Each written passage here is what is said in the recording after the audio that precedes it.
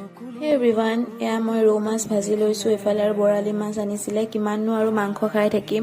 আজি সানডে বোলো মাছকে খাওঁ এয়া তেলত মই কালি জিৰা দি এনেকে সৰিয়হ পিচি এনেকে ভাজি লৈছোঁ নিমখ হালধি দি এটো শুকাই যোৱাৰ পিছত অকমান এনেকে পানী দি দিছোঁ ধুনীয়াকে উতল আহাৰ পিছত বৰালি মাছ কিটুকুৰা দি দিছোঁ মই এনেকে সৰিয়হ দি খাই বহুত ভাল পাওঁ এটো মোৰ কাৰণে মই এনেকে বনাই ললো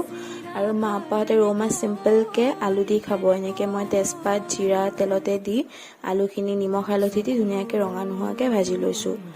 তাৰ পিছত এয়া মই এটা পেষ্ট বনাই লৈছিলোঁ আদা আৰু জলকীয়া দি হেতু দি ভাজি লোৱাৰ পিছত এয়া মই পানী দি দিছোঁ এনেকে উতল আহাৰ পিছত মাছ কেটুকুৰা দি দিছোঁ